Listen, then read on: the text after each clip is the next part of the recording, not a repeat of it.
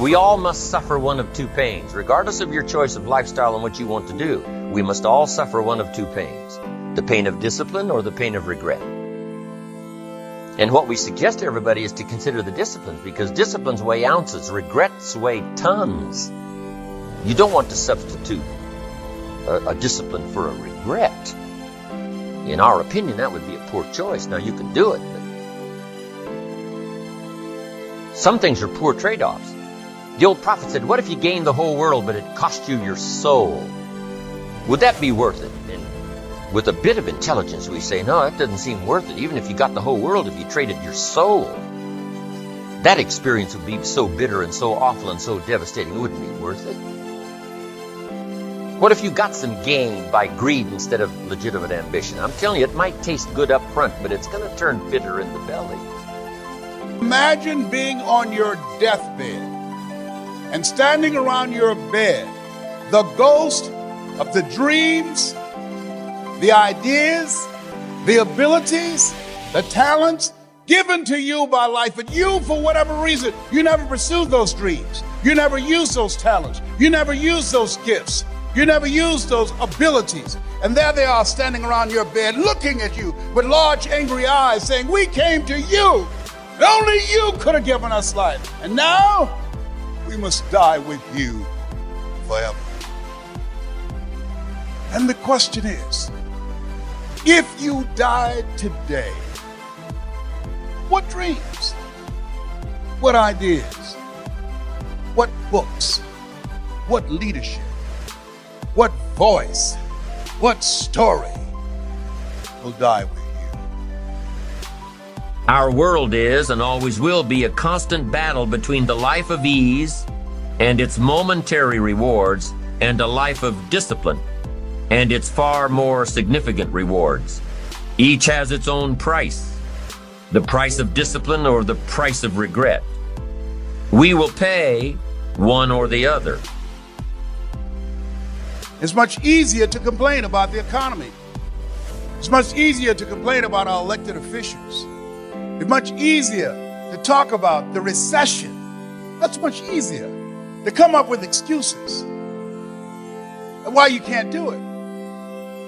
My mentor said something to me, Mike Williams. I want you to write this down. He said, anybody can complain. He said, if you do what is easy, that's complaining. If you do what is easy, your life will be hard. If you do what is easy, complain about your situation, your circumstances. If you do what is easy, stand around and be a volunteer victim like everybody else. If you do what is easy, surrender and give up on your dreams, become depressed and bitter and angry. Anybody can do that. If you do what is easy, your life will be hard. But if you do what is hard, your life will be easy. The best way to think about it was to project myself forward to age 80 and say, look, when I'm 80 years old, I want to have minimized the number of regrets that I have. I don't want to be 80 years old in a quiet moment of reflection, thinking back over my life and cataloging a bunch of major regrets.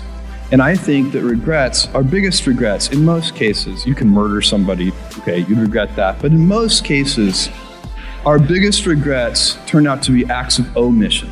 It's paths not taken, and they haunt us. We wonder, what would have happened? I loved that person and I never told him. And then they married somebody else. I didn't do this. And so that's the frame of mind that I put myself in. And once I did that, once I thought about it that way, it was immediately obvious to me. I knew that when I'm 80, I would never regret trying this thing that I was super excited about and it failing. If it failed, fine. I would be very proud of the fact when I'm 80 that I tried. And I also knew that it would always haunt me if I didn't try. And so that would be a regret. It would be a 100% chance of a regret if I didn't try, and basically a 0% chance of regret if I tried and failed. So I think that's a useful metric for any important life decision. Develop the ability to act. Take action. Not hasty if it isn't required, but don't lose much time. Here's the time to act.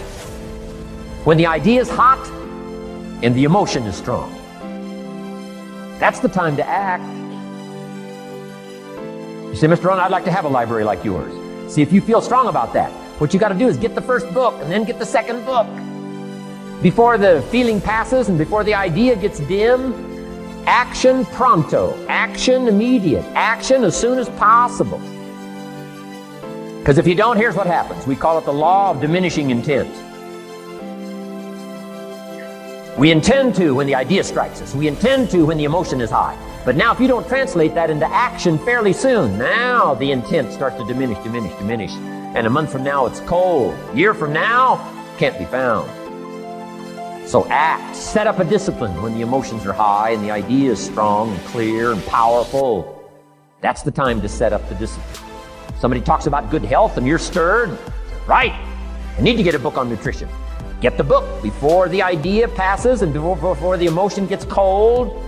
Go for the book. Start the library. Start the process. Fall on the floor. Do some push-ups. Action. Got to take action. Otherwise, the wisdom is wasted. Otherwise, the emotion soon passes. Unless you put it into a disciplined activity. Capture it.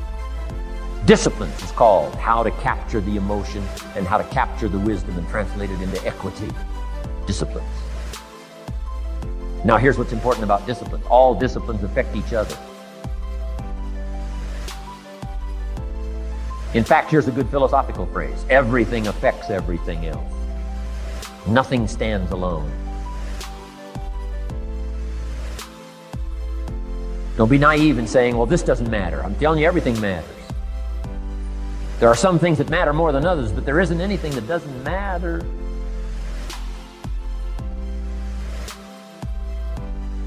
We all pity the man who says, well, this is the only place I let down. Not true. Key to take home. Every letdown affects the rest of your performance. Every letdown affects the rest. This is part of the educational process on personal development. If you don't take the walk around the block, you probably won't do the apple a day. If you don't do the apple a day, you probably won't start building your library. If you don't build your library, you probably won't keep a journal, and you won't take pictures, and then you won't do this, you won't do wise things with your money, won't do wise things with your time, won't do wise things with your possibilities and relationships, and the first thing you know, 6 years of that accumulated, and we say you have messed up. So the whole key to reversing that process now is to start picking up these disciplines. Now here's the positive side. Every new discipline affects the rest of your disciplines. Every new one affects the rest. That's why action is so important. The least action, the smallest action. Take it. Because when you start accomplishing and the value starts to return from that one action, it'll inspire you to do the next one and the next one and the next one. You start walking around the block, it'll inspire you to get an apple. Get an apple, it'll inspire you to get a book. Get a book, it'll inspire you to get a journal. Get a journal, it'll inspire you to grow, develop some skills. All disciplines affect each other. Every lack affects the rest. Every new affects the rest. The key is to diminish the lack and set up the new. And you've started a whole new life process.